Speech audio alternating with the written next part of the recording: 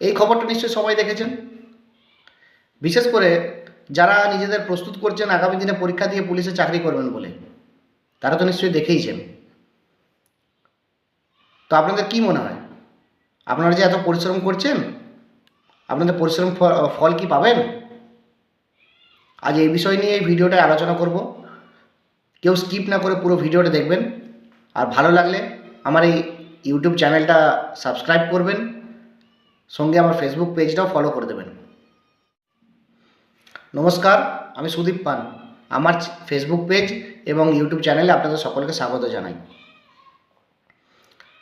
আজকে আলোচনা করব একটা খবর নিয়ে। যে খবরটা হলো যে গত কয়েক মাস ধরেই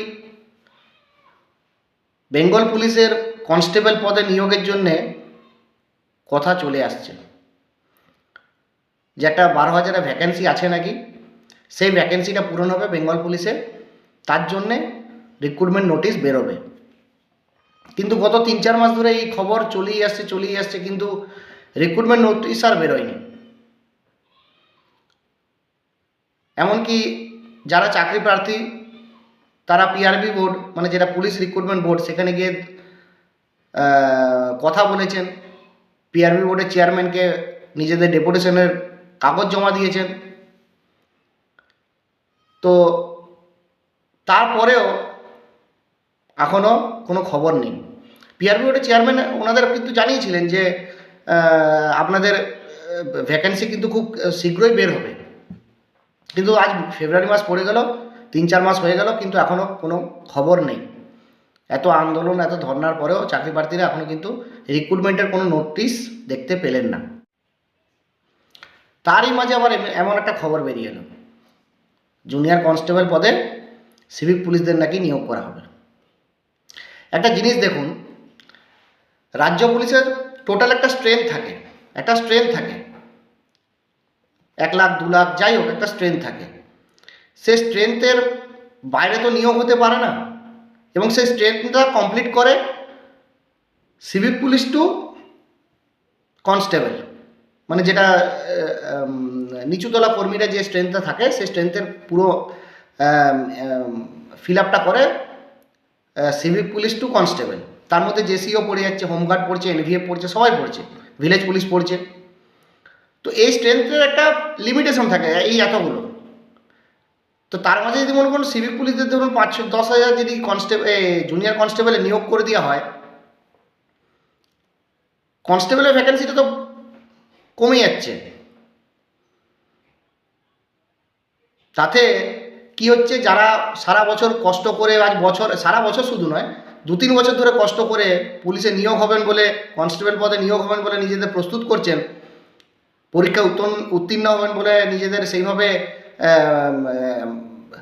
তৈরি করছেন, তাদের তো আশা ভেঙে চুরমার হয়ে যাবে। কারণ ধরুন যদি কনস্টেবল পদে নিয়োগ একটা থাকে, যদি মনে করেন ধরুন 10,000 ভ্যাকেন্সি থাকে, সেটা কমে তো হয়তো 7,000 6,000 হয়ে যাবে। 10,000 ছেলে পাচ্ছিল, সেখান থেকে হয়তো 7,000 ছেলে পাবে। এটাই তো বাস্তব। এই জিনিসগুলো নিয়েই একটু আলোচনা করব। আপনারা পুরো ভিডিওটা ভালো করে দেখবেন। ভিডিওটা দেখার পরে আপনাদের সম্পূর্ণ সব কিছু পরিষ্কার হয়ে যাবে। বিষয়টা হলো, মমতা ব্যানার্জি এমন একজন যিনি ভোটের আগে বহুত ভালো টোপ দিতে জানেন। আর এই সিভিক পুলিশদের তো ভালো ভালো টোপ অনেকবারই দিয়েছেন, আর সিভিক পুলিশরাও বোকা, তাই এই টোপগুলো গিলতে থাকে। সিভিক পুলিশদের জুনিয়র কনস্টেবল করতে গেলে তার একটা রেগুলেশন আছে, সেটা সরকারকে ফলো করতে হবে। সেই ফলো করার পরে সিভিক পুলিশদের জুনিয়র কনস্টেবলে নিয়োগ করা হবে। এমনি এমনি কেউ হয়ে যেতে পারে না। মমতা ব্যানার্জিটা পুরো টোপ দিচ্ছেন।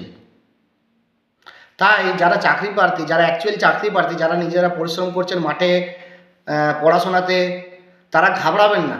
আপনাদের যে 12,000 ভ্যাকেন্সি কথা হয়ে আছে পিআরবি বোর্ডের সঙ্গে, যিনি চেয়ারম্যান বলেছেন 12,000 ভ্যাকেন্সি বেরোবে। আমার যতদূর খবর আছে, সম্ভবত মার্চের মাসের মধ্যেই ভ্যাকেন্সিটা বেরোবে। এই তো কলকাতা পুলিশের ভ্যাকেন্সি বেরিয়েছে, মঙ্গলবারে কলকাতা পুলিশের ভ্যাকেন্সি বেরিয়েছে। আপনি পিআরবি বোর্ডের ওয়েবসাইটে যেয়ে দেখতে পারেন। 3700-র মতো ভ্যাকেন্সি বেরিয়েছে, যেখানে সিভিক পুলিশদের হয়তো আলাদা কোটা করা আছে, 15% কোটা দেওয়া হয়েছে, কিন্তু ডাইরেক্ট সিভিককে দুম করে সিভিক থেকে কনস্টেবল বানিয়ে দিতে এটা কেউ পারবে না, কোনো সরকারের ক্ষমতা নেই এটা।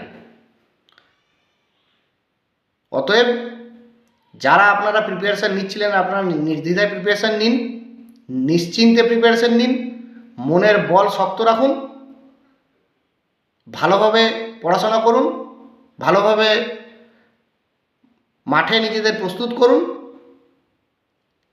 আপনাদের চাকরি কেউ ছিনিয়ে নিতে পারবে না। মমতা ব্যানার্জি এই সব টোপগুলো ভোটের আগে ঠিক দেয়। গতবারে দিয়েছিলেন হোমগার্ড হবেন, কখনো বলেছিলেন পেরোল করে দেবো সিভিক পুলিশদের, কখনো বলেছিলেন সার্ভিস বুক তৈরি করে দেবো, অনেক সময় বলে বেড়ান যে ভালো কাজ 60 বছর করে দিয়েছি, অথচ যখন তখন সিভিক পুলিশদের কাজ থেকে ছাঁটাই করে দিচ্ছে। তো এইসব প্রলোভনে দেখিয়ে সিভিক পুলিশদের খালি ভোটটা নিতে এই খবরটা খালি বের করা হয়েছে। যারা অ্যাকচুয়াল চাকরি প্রার্থী আপনারা ঘাবড়াবেন না, আমি বারবার বলছি আপনারা ঘাবড়াবেন না, আপনাদের চাকরি রাখা আছে,